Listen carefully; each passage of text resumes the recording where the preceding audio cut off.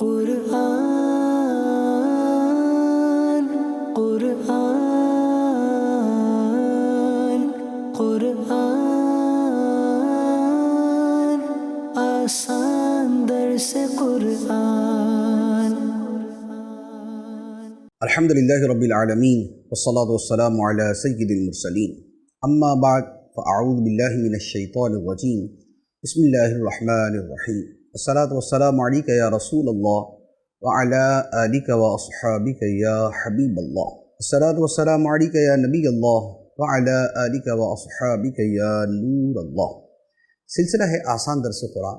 آج سورہ نساء کی آیت نمبر 11 سے قرآن مجید کا درس سنیں گے، اور یہاں سے جو احکام بیان ہوئے ان کا تعلق وراثت کے ساتھ اور نکاح کی حرمت کے متعلق کئی مسائل کے ساتھ ہے۔ یہ کثیر آیات ہیں اور ان سب کا موضوع تقریباً یہی چل رہا ہے۔ ارشاد ہوتا ہے بسم اللہ الرحمن الرحیم، یوصیکم اللہ فی اولادکم للذکر مثل حظ الانثیین۔ اللہ تمہیں تمہاری اولاد کے بارے میں حکم دیتا ہے، بیٹے کا حصہ دو بیٹیوں کے برابر ہے۔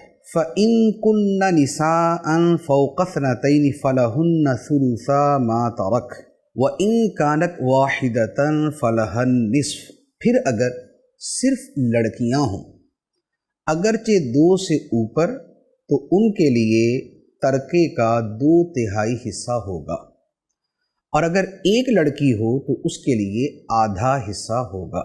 وَلِأَبَوَيْهِ لِكُلِّ وَاحِدٍ مِّنْهُمَا السُّدُسُ مِمَّا تَرَكَ إِن كَانَ لَهُ وَلَدٌ فَإِن لَّمْ يَكُن لَّهُ وَلَدٌ وَوَرِثَهُ أَبَوَاهُ فَلِأُمِّهِ الثُّلُثُ۔ اور اگر میت کی اولاد ہو تو میت کے ماں باپ میں سے ہر ایک کے لیے ترکے کا 6واں حصہ ہے۔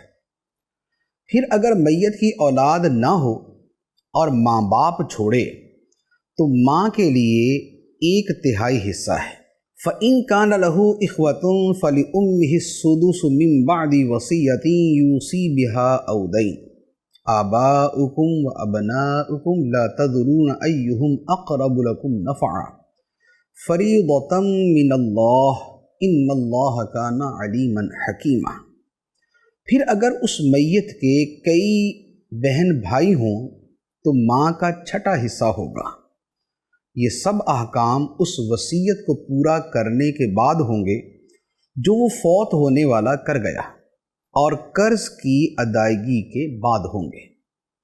تمہارے باپ اور تمہارے بیٹے تمہیں معلوم نہیں کہ ان میں سے کون تمہیں زیادہ نفع دے گا، یہ اللہ کی طرف سے مقرر کردہ حصہ ہے، بے شک اللہ بڑے علم والا حکمت والا ہے۔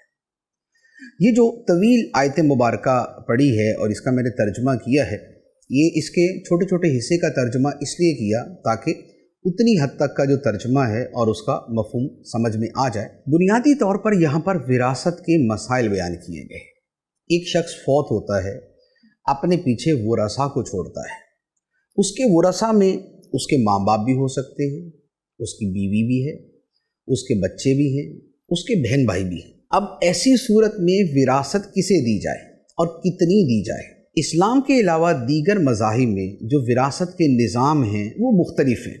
عیسائیوں کا اپنا انداز ہے، یہودیوں کا اپنا انداز ہے، ہندوؤں سکھوں کا اپنا طریقہ ہے، اور قانونی اعتبار سے دنیا کے اندر کچھ اور سلسلے چل رہے ہیں، اور اس میں ایک سے بڑھ کے ایک جاہلانہ طریقہ بھی دنیا میں رائج ہے کہ کئی لوگ ایسے ہیں کہ جو اپنی کروڑوں روپے کی اور اربوں روپے کی جو ملکیت کی وراثت ہے وہ اپنے کتوں کے نام لگا کے چلے جاتے ہیں۔ تو یہ بھی دنیا میں ہوتا ہے۔ تو چونکہ وراثت کا معاملہ ہے مال سے متعلق، اور مال وہ چیز ہے کہ جس پہ اکثر لوگوں کا آپس میں جھگڑا اور تنازعہ ہوتا ہے جب یہ ان کے حوالے کر دیا جائے اور یہ طے نہ ہو کہ کس کو کتنا دینا ہے۔ تو اس لیے اللہ تعالیٰ نے وراثت کے حصے کو ایسا متعین فرما دیا کہ ہر فرد کا حصہ پوری طرح واضح ہو گیا کہ کس صورت میں بیٹے بیٹی کا کتنا حصہ ہے، باپ کا کس صورت میں کتنا حصہ ہے، ماں کا کس صورت میں کتنا حصہ ہے، بہن بھائیوں کا کس صورت میں کتنا حصہ ہے۔ اور یہ جو تفصیل بیان کی ہے وہ میں نے ترجمے کے اندر اس کو عرض کر دیا۔ اسے جدا گانہ سمجھانا جو ہے وہ تھوڑا سا پیچیدہ ہے، اس کے لیے زیادہ وقت چاہیے، کہ یا تو صرف اسی کی تفصیل جو ہے وہ آدھے پونے گھنٹے میں بیان کروں تو پھر ورثہ کے حصے پوری طرح واضح ہو جائیں، لیکن چونکہ اس سے ان چیزوں کا سمجھنا مشکل ہوتا ہے، اس لیے میں یہ عرض کروں گا کہ اولاً تو وراثت کے ان مسائل کو سمجھنا ہو تو تفسیر صراط الجنان کا مطالعہ کرنا، لیکن اس کے باوجود میں یہ عرض کروں گا کہ یہ سب دیکھنے کے باوجود بھی خود وراثت کے حصے نکال لینا یہ آسان نہیں ہے، بلکہ یوں سمجھ لیں کہ یہ نہیں ہو سکے گا، کیونکہ وراثت میں کئی فارمولے چل رہے ہوتے ہیں، کس صورت میں کیا ہے اور اس کے ساتھ دوسرا فارمولہ کیا ہے، تو یہ کئی چیزوں کا آپس میں مرج کر کے چلانا ہوتا ہے۔ اس لیے وراثت کا معاملہ پیش آئے تو کسی سنی مستند محقق مفتی سے رابطہ کر کے وہ اپنے مسئلے کا حل لے لیں۔ یہاں پر جو آیت کے ترجمے کے اعتبار سے تھا وہ میں نے ترجمے کے ضمن میں عرض کر دیا۔ ہاں، ایک تو باتیں اس کے متعلق ہیں وہ میں مزید عرض کر دیتا ہوں۔ ایک تو اللہ تعالیٰ نے فرمایا کہ وراثت کے معاملات میں جو یہ کمی بیشی ہے کہ ایک جگہ فرمایا کہ لڑکے کا حصہ لڑکی سے 2 گنا، ایک آدمی ایک بیٹا اور 2 بیٹیاں چھوڑے تو اس میں کیا ہوتا ہے کہ ٹوٹل مال کے 4 حصے کیے جائیں گے، اس میں سے 2 حصے بیٹے کے اور ایک حصہ بیٹی کا ہوتا ہے، یعنی 4 لاکھ روپے چھوڑے تو 2 لاکھ بیٹے کو ملیں گے اور 1 لاکھ دونوں بیٹیوں کو ملیں گے۔ تو یہ ہے ایک مرد کا حصہ 2 عورتوں کے برابر۔ اچھا، اس کے بعد پھر آگے جو صورت ہے کہ اگر صرف بیٹیاں ہوں بیٹے نہ ہوں، تو اب ایسی صورت میں اگر 2 یا 2 سے زیادہ بیٹیاں ہیں تو 2/3 2/3 یہ حصہ ان کا وراثت میں بنتا ہے۔ اگر صرف ایک بیٹی ہو تو پھر آدھا 1/2 پھر یہ والا حصہ بنتا ہے۔ اچھا، ماں باپ جو ہیں اگر اولاد ہے تو ماں باپ کا حصہ ہوتا ہے 1/6، اور اس میں پھر ماں کی جدا صورتیں بن جاتی ہیں کچھ اور باپ کی جدا بن جاتی ہیں۔ تو یہ جو فرق ہے کہ کسی صورت میں کسی کو کچھ دیا جا رہا ہے، کسی میں کسی کو کچھ دیا جا رہا، اس میں وجہ تفریق کیا ہے؟ تو اللہ تعالیٰ نے اس کے بارے میں ارشاد فرمایا کہ تمہارے باپ اور تمہارے بیٹے ان میں سے کون تمہارے لیے زیادہ نفع بخش ہے یہ تم نہیں جانتے، لہذا تم نہیں جانتے تو اب تم اپنی مرضی پہ اس کو چلانے لگو گے تو تم زیادتی کر جاؤ گے۔ تو اللہ تعالیٰ نے اپنے علم سے یہ حصے متعین کر دیے کہ باپ کو اتنا ملے گا، اولاد کو اتنا ملے گا، ورنہ کیا ہوگا کہ ایک آدمی کی خواہش ہوگی کہ سارا مال اس کی اولاد کو مل جائے، اولاد کے اندر اس کی خواہش ہوگی کہ سارا مال اس کے بیٹوں کو مل جائے۔ اچھا، جس کو بیٹیوں سے زیادہ پیار ہے وہ بولے گا سارا مال بیٹیوں کو مل جائے، اور جو باپ کا بہت زیادہ فرما بردار ہے وہ بولے گا زیادہ حصہ باپ کو دے دیا جائے۔ تو یہ کیا ہوگا کہ لوگوں کی مرضی پر چھوڑنے کی صورت میں یہ سارے مسائل پیدا ہوں گے۔ تو وراثت کا معاملہ اللہ تعالیٰ نے فرمایا کہ تم نہیں جانتے کہ ان میں تمہارے لیے کون زیادہ فائدہ مند ہے، تو لہذا جو خدا نے مقرر کر دیا فریضۃ من اللہ، اللہ کی طرف سے مقرر کردہ حصہ، تو تم اس کے مطابق تقسیم کرو۔ بے شک اللہ علم والا حکمت والا ہے۔ تو اللہ نے اپنے علم اور اپنی حکمت سے لوگوں کے لیے وراثت کے جو حصے مقرر کیے وہی علم اور حکمت کے معیار پر پورے اترنے والے۔ تو یہ اللہ تعالیٰ نے اس کی جو آخر میں اپنے علم و حکمت کا جو ریفرنس دیا تو اس میں بھی اس کی طرف اشارہ ہے کہ یہ معاملہ خدا کے علم و حکمت کے حوالے کرنا چاہیے۔ اب اس کے بعد مزید جو آیت ہے یہ بھی طویل آیت ہے اور اس میں بھی کثیر جو ہے وہ وراثت کے مسائل بیان کیے گئے۔ فرمایا وَلَكُمْ نِصْفُ مَا تَرَكَ أَزْوَاجُكُمْ إِن لَّمْ يَكُن لَّهُنَّ وَلَدٌ، اور تمہاری بیویاں جو مال چھوڑ جائیں اگر ان کی اولاد نہ ہو تو اس میں سے تمہارے لیے آدھا حصہ ہے، شوہروں کے لیے آدھا حصہ ہے۔ فَإِن كَانَ لَهُنَّ وَلَدٌ فَلَكُمُ الرُّبُعُ مِمَّا تَرَكْنَ مِن بَعْدِ وَصِيَّةٍ يُوصِينَ بِهَا أَوْ دَيْنٍ، پھر اگر ان کی اولاد ہو، بیویوں کی اولاد ہو، تو ان کے ترکے میں سے تمہارے شوہروں کے لیے 1/4 حصہ ہے۔ یہ حصے اس وصیت کے بعد ہوں گے جو انہوں نے کی ہو اور قرض کی ادائیگی کے بعد ہوں گے۔ وَلَهُنَّ الرُّبُعُ مِمَّا تَرَكْتُمْ إِن لَّمْ يَكُن لَّكُمْ وَلَدٌ فَإِن كَانَ لَكُمْ وَلَدٌ فَلَهُنَّ الثُّمُنُ مِمَّا تَرَكْتُم مِّن بَعْدِ وَصِيَّةٍ تُوصُونَ بِهَا أَوْ دَيْنٍ، اور اگر تمہارے اولاد نہ ہو تو تمہارے ترکے میں سے عورتوں کے لیے 1/4 حصہ ہے۔ پھر اگر تمہاری اولاد ہو تو ان کا تمہارے ترکے میں سے 8واں حصہ ہے۔ یہ حصے اس وصیت کے بعد ہوں گے جو وصیت تم کر جاؤ اور قرض کی ادائیگی کے بعد ہوں گے۔ یہ جو حصے بیان کیے یہ کیا ہوئے، اس کو سمپلی آپ یوں سمجھ لیں کہ ایک عورت فوت ہوئی اور اس نے مال وراثت چھوڑا۔ اب یا تو اس عورت کی اولاد ہوگی، بیٹے بیٹی کوئی ایک یا دونوں، یا اس کی اولاد نہیں ہوگی۔ اگر عورت فوت ہو اور اس کی اولاد نہ ہو تو شوہر کو کل مال کا آدھا حصہ ملتا ہے، 1/2۔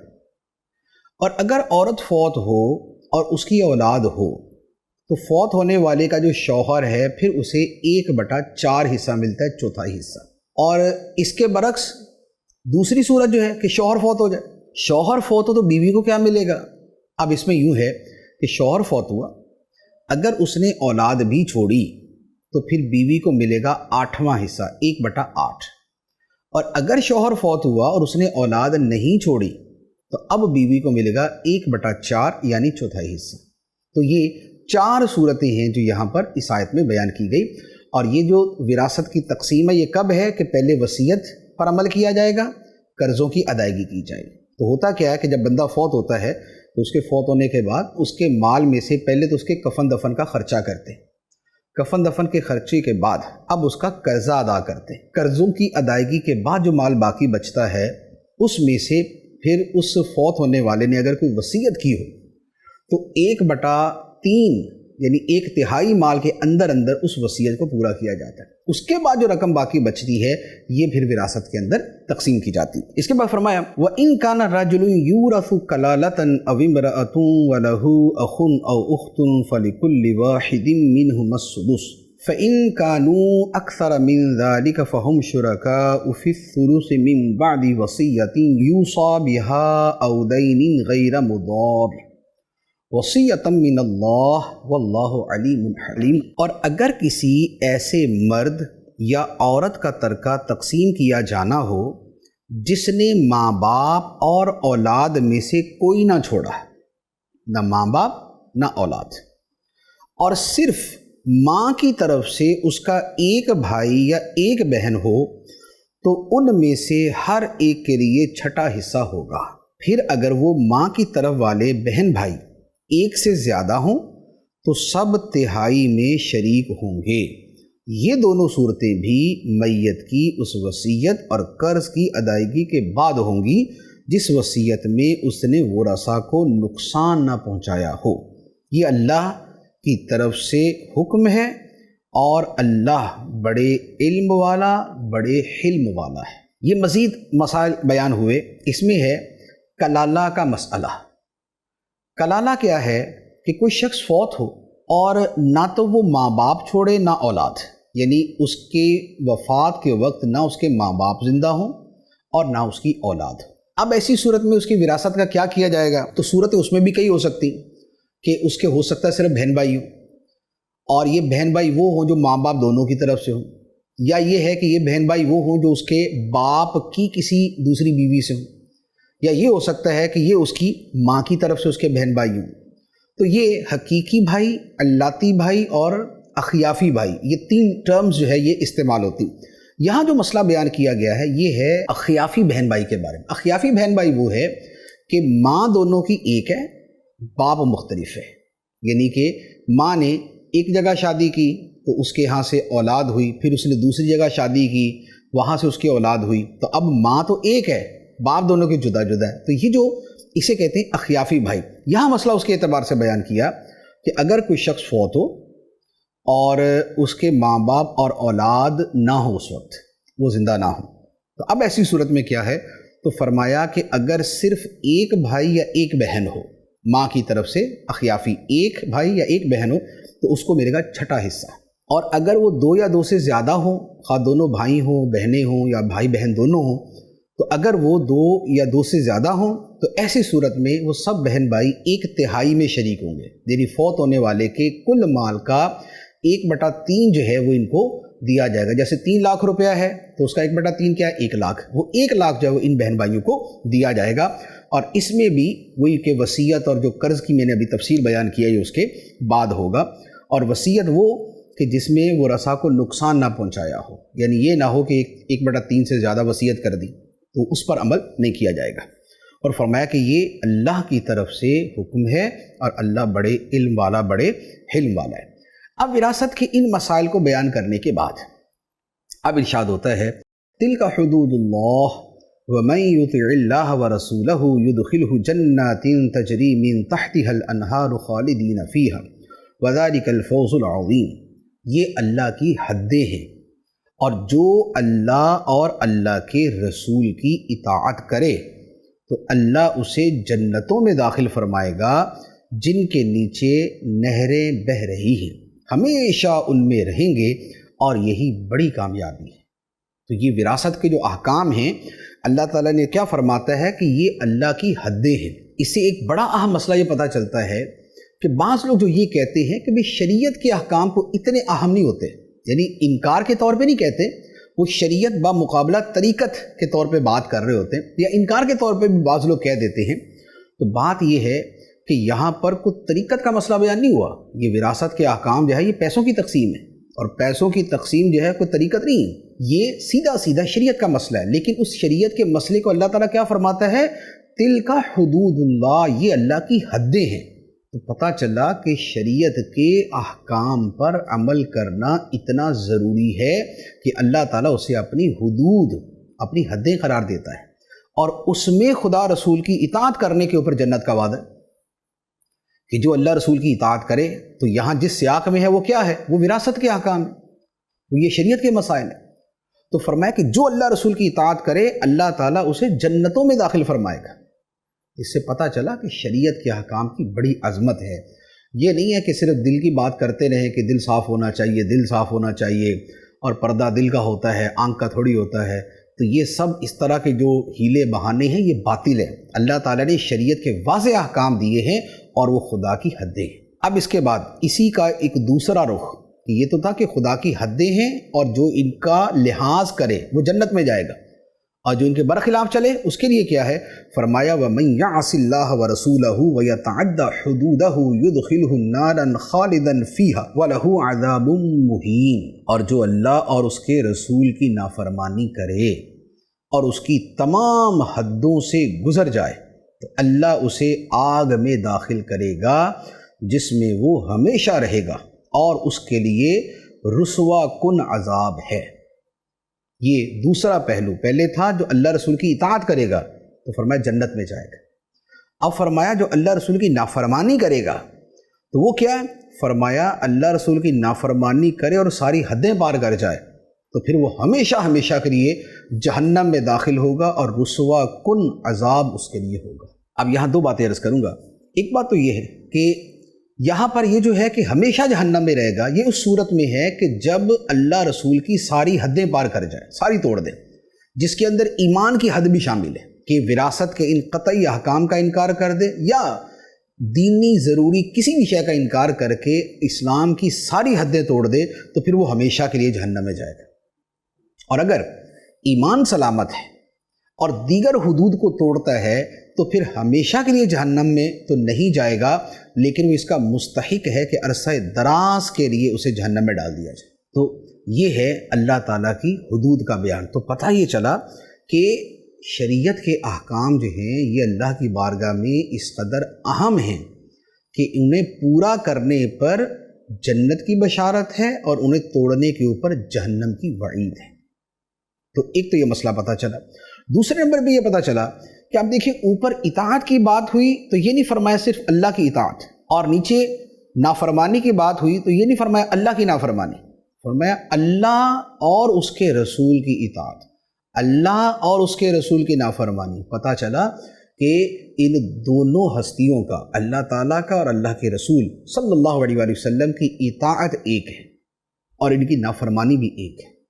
جو اللہ کا نافرمان وہ رسول کا نافرمان، اور جو رسول کا نافرمان وہ خدا کا نافرمان۔ اسی طرح جو رسول کی اطاعت کرے وہ اللہ کی اطاعت کرنے والا۔ تو لہذا یہ جو منکرین حدیث ہیں، جو حدیث کا انکار کرتے ہیں کہ جی قرآن ہی کافی ہے، رسول کے کہنے کا اتنا وہ ہمیں کوئی ضرورت نہیں ہے، تو یہ سیدھا سیدھا اطاعت رسول سے انکار ہے۔ اور اطاعت رسول سے انکار کا نتیجہ کیا ہے؟ یدخلہ نارا خالدا فیہا، ہمیشہ ہمیشہ کے لیے اس کو جہنم میں ڈال دیا جائے گا۔ یہ دوسری بات۔ تیسری بات یہ ہے کہ یہاں پر یہ ان حدود کو جو نافرمانی کرے، نافرمانی کرنے کا ایک سیدھا معنی کیا ہوتا ہے کہ ان احکام پہ عمل نہ کرے۔ اللہ تعالیٰ نے جو وراثت کے احکام بیان کیے ان پہ عمل نہ کرے۔ تو اب پہلے تو فرمایا کہ وراثت کے ان احکام پہ جو عمل کرے کہ جس کا جو حصہ بنتا ہے اسے دے، تو خدا کے احکام پہ عمل کرے گا تو اس کے لیے جنت ہے، اور یہ عمل اللہ کی رضا کے لیے ہو۔ یہ نہ ہو کہ اگر وراثت کا حصہ نہیں دیں گے تو چونکہ کورٹ کچہری کے مسئلے شروع ہو جائیں گے تو اس لیے میں دے ہی دیتا ہوں۔ اس پہ اللہ تعالیٰ کی رضا نہیں ہے، یہ تو بندے نے اپنے ڈر سے کیا، اللہ کے لیے نہیں کیا۔ ہاں اللہ کے لیے کیا کہ خدا کا حکم ہے، اس پہ عمل کر رہا ہوں، فرمایا جنت ہے اس کے۔ اور اگر وراثت کے احکام پہ عمل نہ کیا، جیسے آج کل ہوتا ہے، بیٹیوں کا حصہ کھا گئے، بہنوں کا حصہ کھا گئے، یا بڑے جو رشتہ دار ہیں وہ چھوٹے رشتہ داروں کا حصہ کھا گئے، بڑا بھائی چھوٹے بھائی کا حصہ کھا گیا، یا جو ایک طاقتور ہے وہ کمزور کا حصہ کھا گیا۔ اور جیسے ہمارے ہاں، جیسے پاکستان میں کئی علاقوں میں اس طرح رائج ہے، بہت بڑے علاقے میں، کہ بہنوں کو حصہ دینے کا سوال ہی پیدا نہیں ہوتا، بیٹیوں کو حصہ دینے کا سوال ہی پیدا نہیں ہوتا، دیتے ہی نہیں۔ تو یہ سب کیا ہے؟ یہ حرام حرام حرام، اور اس آیت کی وعید میں شامل ہے کہ جو اللہ اور اللہ کے رسول کی نافرمانی کرے اور اس کی حدود سے تجاوز کرے وہ جہنم میں داخل ہوگا۔ تو لہذا وراثت کا جو مسئلہ ہے یہ معمولی نہیں ہے، ہمارے ہاں بڑی غفلت ہے، اس میں بہت غفلت ہے۔ وراثت کا اول حصہ دیتے نہیں ہیں، دیتے ہیں تو اس میں بھی جسے کہتے ہیں دودھ میں مینگنیاں ڈال کے دینے والا کام کرتے ہیں کہ یوں کر لیتے ہیں یوں کر لیتے ہیں۔ یہ نہ کریں۔ جب مال آپ کا ہے ہی نہیں، جو فوت ہوا یہ اس کا ہے، باپ فوت ہوا تو یہ مال تو اس کا تھا، اولاد کا تو تھا ہی نہیں۔ اب جب باپ کا ہے تو جتنے تم باپ کے بیٹے لگتے ہو اتنی وہ باپ کی بیٹی لگتی ہے، اگر تم اس کے خون ہو تو بیٹی بھی اس کا خون ہے۔ تو لہذا جب خدا نے اس کا فیصلہ کر دیا تو پھر اس کے مطابق ہی مال وراثت تقسیم کیا جائے۔ تو یہ وراثت کے بارے میں اہم احکام تھے۔ اور ایک حدیث مبارک عرض کر دیتا ہوں، فرمایا کہ جو اپنے وارث کو میراث سے محروم کرے اللہ تعالیٰ قیامت کے دن اسے جنت میں اس کے حصے سے محروم کر دے گا۔ جو وراثت سے محروم کرے اللہ تعالیٰ اسے جنت کے اس کے حصے سے محروم کر دے گا۔ اب اس کے بعد اگلی آیت مبارکہ ہے، فرمایا واللاتی یأتین الفاحشۃ من نسائکم فاستشہدوا علیہن اربعۃ منکم فَإِن شَهِدُوا فَأَمْسِكُوهُنَّ فِي الْبُيُوتِ حَتَّى يَتَوَفَّاهُنَّ الْمَوْتُ أَوْ يَجْعَلَ اللَّهُ لَهُنَّ سَبِيلًا، اور تمہاری عورتوں میں سے جو بدکاری کر لیں ان پر اپنوں میں سے 4 مردوں کی گواہی لو، پھر اگر وہ گواہی دے دیں تو ان عورتوں کو گھر میں بند کر دو یہاں تک کہ موت ان کی زندگی کو پورا کر دے یا اللہ ان کے لیے کوئی راستہ بنا دے۔ یہ آیت مبارکہ جو ہے یہ ہے کہ اگر کوئی عورت بدکاری کرتی ہے تو اس کے اوپر فرمایا کہ 4 گواہ چاہیے، یعنی کہ 4 گواہوں سے نیچے بدکاری کا ثبوت نہیں ہوگا، تو 4 گواہ چاہیے۔ اب اگر گواہی سے ثابت ہو جائے کہ اس نے یہ غلط کاری کی ہے تو اس کی سزا کیا ہے؟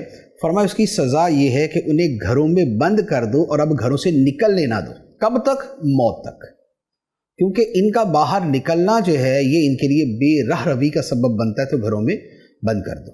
تو یا تو ان کو موت آ جائے اور یا یہ ہے کہ اللہ تعالیٰ کوئی اور راستہ بناتے کہ خدا کوئی اور حکم نازل کر دے۔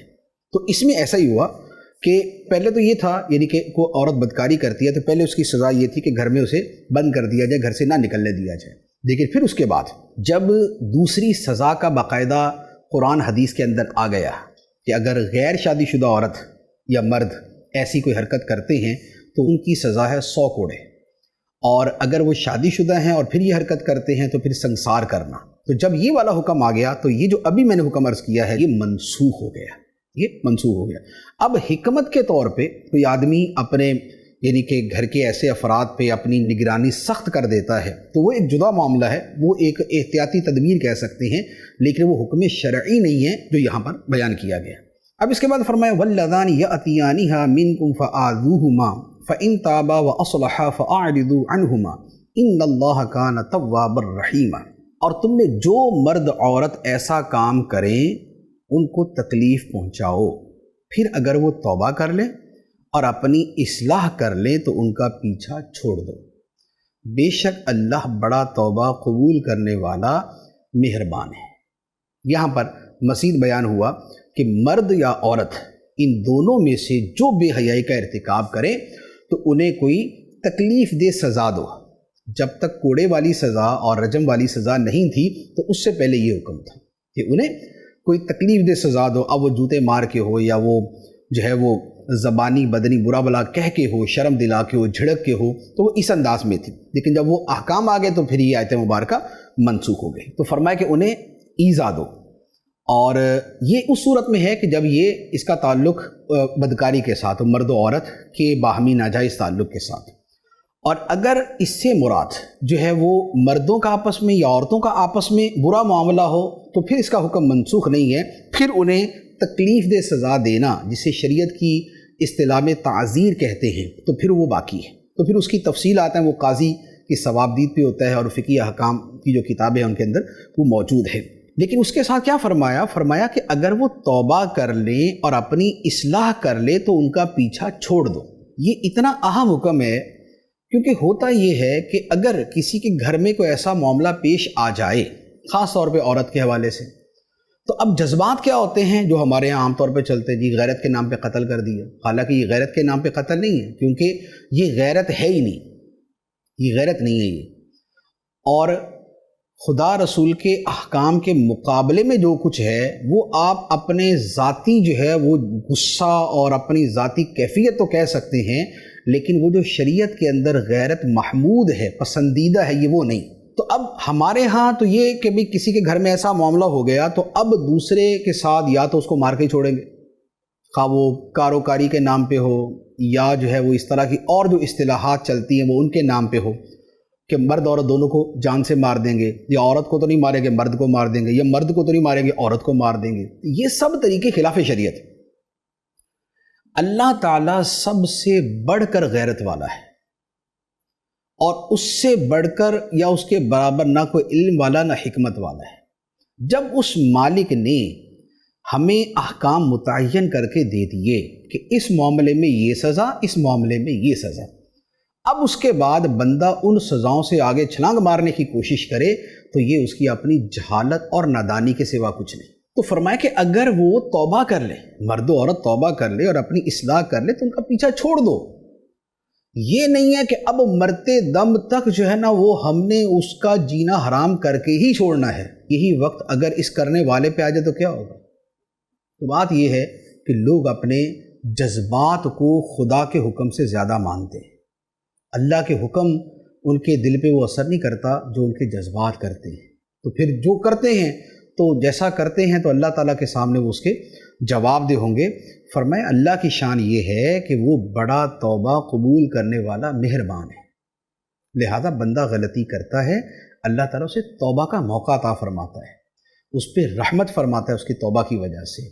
لیکن بندے جو ہے وہ جسے کہتے ہیں کہ خدا تو معاف کر دیتا، بندے معاف نہیں کرتے، تو بہت مرتبہ واقعی یہ بات بڑی واضح طور پہ سمجھ آتی ہے کہ خدا تو معاف کر رہا ہے لیکن خدا کے بندے جو ہے وہ اپنے آپ کو پتہ نہیں کیا سمجھ کے بیٹھے ہوتے، وہ معاف نہیں کرتے۔ اب اس کے بعد توبہ ہی کی آگے مزید تفصیل بیان ہوتی ہے۔ فرمایا انما التوبۃ علی اللہ للذین یعملون السوء بجہالۃ ثم یتوبون من قریب فاولئک یتوب اللہ علیہم وکان اللہ علیما حکیما۔ وہ توبہ جس کا قبول کرنا اللہ نے اپنے فضل سے لازم کر لیا ہے، وہ ان لوگوں کی توبہ ہے جو نادانی سے برائی کر بیٹھیں پھر تھوڑی دیر میں توبہ کر لیں۔ ایسوں پر اللہ اپنی رحمت سے رجوع کرتا ہے اور اللہ علم و حکمت والا ہے۔ فرمایا کہ بندہ توبہ کرے، دل سے توبہ کرے، کیونکہ توبہ ہے ہی دل سے توبہ ہوتی ہے۔ تو فرمایا کہ بندہ جو توبہ کرے اور اللہ تعالیٰ اپنے فضل سے اس کی توبہ قبول کرے، اور اللہ نے اپنے فضل سے اپنے اوپر لازم کر لیا کہ بندے کی توبہ قبول کرے گا، تو یہ کون سی توبہ ہے کہ جو بندہ نادانی میں برائی کر بیٹھے اور پھر موت سے پہلے وہ توبہ کر لے۔ یہاں پر ثم یتوبون من قریب کہ تھوڑی دیر میں توبہ کر لے، لیکن تھوڑی دیر سے مراد کیا ہے کہ موت کے وقت جو غیب کے معاملات ظاہر ہو جاتے اس سے پہلے۔ تو فرمایا کہ یہ جو توبہ کرتا ہے تو اللہ تعالیٰ ایسوں پر اپنی رحمت سے رجوع فرماتا ہے، ان کی توبہ قبول کر لیتا ہے۔ تو توبہ کا دروازہ اللہ تعالیٰ نے بڑا وسیع رکھا ہے۔ موت سے پہلے بندہ توبہ کرتا ہے تو یہ رب کی مہربانی ہے کہ ساری زندگی کا نافرمان موت سے پہلے سچے دل سے توبہ کرتا ہے، اللہ تعالیٰ اسے معاف کر دیتا ہے، اپنا حق معاف کر دیتا ہے، بندوں کے حق کے اندر پھر مزید تفصیل آ جاتی ہے۔ لیکن یہ کیا ہے کہ یہ توبہ کا قانون بندے کو رحمت کی طرف متوجہ کرتا ہے، توبہ بندے کو برائی چھوڑنے کی طرف متوجہ کرتی ہے۔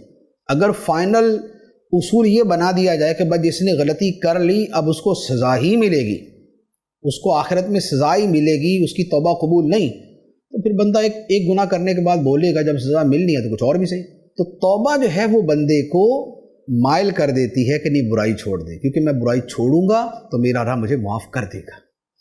تو یہ وہ توبہ کی جو قبول ہوگی۔ اس کے بعد فرمایا وَلَيْسَتِ التَّوْبَةُ لِلَّذِينَ يَعْمَلُونَ السَّيِّئَاتِ حَتَّى إِذَا حَضَرَ أَحَدَهُمُ الْمَوْتُ قَالَ إِنِّي تُبْتُ الْآنَ وَلَا الَّذِينَ يَمُوتُونَ وَهُمْ كُفَّارٌ أُولَٰئِكَ أَعْتَدْنَا لَهُمْ عَذَابًا أَلِيمًا۔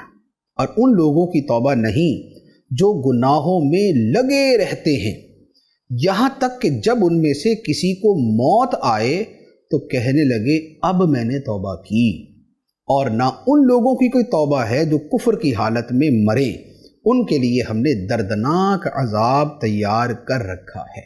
یہ دوسری صورت بیان کی کہ بھی توبہ ان کی ہے جو موت کے آثار اور غیب کے معاملات ظاہر ہونے سے پہلے توبہ کر لیں۔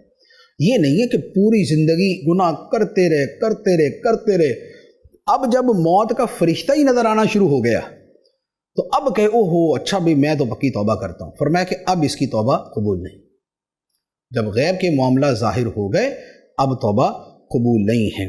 تو یہ اسے جو ہے وہ کہتے ہیں حالت غرغرہ، یعنی کہ روح جو ہے وہ حلق تک آ پہنچے تو اس کے بعد جو توبہ ہے وہ قبول نہیں۔ اور اسی طرح جو حالت کفر میں مر جائیں ان کی بھی توبہ قبول نہیں، کیونکہ توبہ کی قبولیت جو ہے اگر گناہوں سے ہے تو پھر ضروری ہے کہ پہلے کفر سے توبہ ہو، کفر سے توبہ نہیں اور گناہ سے توبہ تو یہ توبہ نہیں۔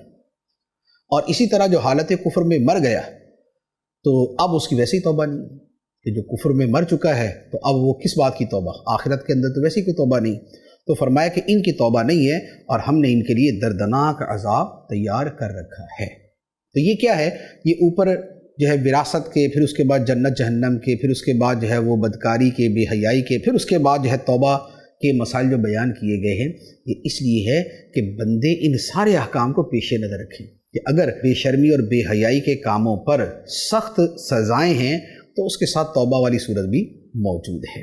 اب اس کے بعد مزید فرمایا، اب دوبارہ وراثت کا ایک مسئلہ بیان ہوتا ہے۔ فرمایا یا ایھا الذین آمنوا لا یحل لکم ان ترثوا النساء کرہا ولا تعضلوہن لتذہبوا ببعض ما آتیتموہن الا ان یأتین بفاحشۃ مبینہ وعاشروہن بالمعروف فإن کرہتموہن فعسى ان تکرہوا شیئا ویجعل اللہ فیہ خیرا کثیرا۔ اے ایمان والو، تمہارے لیے حلال نہیں کہ تم زبردستی عورتوں کے وارث بن جاؤ، اور عورتوں کو اس نیت سے روکو نہیں کہ جو مہر تم نے انہیں دیا تھا اس میں سے کچھ لے لو، سوائے صورت کے کہ وہ کھلی بے حیائی کا ارتکاب کریں، اور ان کے ساتھ اچھے طریقے سے گزر بسر کرو۔ پھر اگر وہ عورتیں تمہیں ناپسند ہوں تو ہو سکتا ہے کہ کوئی چیز تمہیں ناپسند ہو اور اللہ اس میں بہت بھلائی رکھ دے۔ یہ آیت مبارکہ ایسی ہے کہ جس پر بڑا تفصیلی جو ہے وہ کلام کیا جا سکتا ہے، اور میرا مشورہ ہے کہ اے ایمان والو جو کتاب ہے تو اس میں اس آیت مبارکہ کی تفسیر کا مطالعہ کرے تو انشاءاللہ پوری مفصل آپ کو کلام مل جائے گا۔ بہرحال یہاں جو مسئلہ بیان کیا وہ یہ ہے کہ فرمایا اے ایمان والو، عورتوں کے وراثت کے زبردستی مالک نہ بنو، کہ یا تو ان کی وراثت چھین لو، ان کو حصہ ہی نہ دو، جیسے ابھی میں نے بیان کیا کہ ہمارے یہاں اس طرح بھی ہوتا ہے۔ دوسری صورت یہ ہے کہ عورتوں کو مختلف انداز میں تنگ کرو تاکہ اپنی وراثت معاف کر دیں، کہ جی میں نے اپنی وراثت اپنے بھائی کو دی، اپنے فلاں کو دے دی۔ یا یہ ہے کہ عورتوں سے نکاح کرو اس مقصد کے لیے کہ بھئی ان کو وراثت میں بڑا مال ملا ہوا تھا، چلو ان کے مال پہ قبضہ کرتے ہیں۔ تو جیسے مال کی خاطر بھی شادی کی جاتی ہے کہ وراثت میں مال تو ٹھیک ٹھاک ملنا ہی ہے تو چلے کر لے، تو اب بیوی کو بطور بیوی کا رکھنا مقصود نہیں ہے، اس کی وراثت پہ قبضہ کرنا مقصود ہے۔ اچھا، تو اب اس طرح کی جتنی بھی صورتیں ہیں، کافی ساری صورتیں ہیں، تو وہ یہ ہے کہ کوئی بھی ایسا طریقہ اختیار نہ کرو کہ جس میں تم زبردستی عورتوں کی وراثت کے مالک بنو۔ اچھا، دوسری بات فرمایا کہ عورتوں کو اس نیت سے نہ روکو کہ جو مہر تم نے ان کو دیا ہے اس میں سے کچھ لے لو۔ یہ ایک دوسری وہ کہہ لیں کہ خست اور دناعت اور ایک کمینگی کی صورت ہے کہ لوگ کیا کرتے ہیں کہ بیوی کا مہر رکھا ہے، اب اسے معاف کروانا ہے، تو یا تو جبرانی معاف کرواتے ہیں کہ بھئی مجھے یہ لکھ کے دے دو کہ میں نے مہر معاف کر دیا، یا کیا ہوتا ہے موڈ بنا کے بیٹھے ہوئے، یا اس کو 70 حوالے دے دیں گے، وہ فلاں تھا نا اس نے بھی مہر معاف کر دیا تھا، فلاں تھا نا اس نے بھی مہر معاف کر دیا تھا، کہ مقصد کیا؟ مقصد یہ ہے کہ مجھے بھی کر دے، نہیں کرے گی تو اب یہ ظلم کرے گا اس کے اوپر۔ تو یہ جو گھٹیا پن ہے کہ عورت کا مہر جو ہے وہ ہڑپ کرنے کے لیے یا اسے معاف کروانے کے لیے مختلف یہ طریقے اختیار کرنا، اللہ تعالیٰ نے فرمایا عورتوں کو اس نیت سے نہ روکو کہ جو مہر تم نے انہیں دیا ہے اس میں سے کچھ لے لو، سوائے اس کے کہ کوئی کھلی بے حیائی کا ارتکاب کریں، تو اب اس میں اگر خلا وغیرہ کی صورت ہوتی ہے کہ جس میں رقم کی معافی یا ادائیگی کی صورت میں طلاق کا معاملہ ہوتا ہے تو وہ ایک جدا معاملہ ہے۔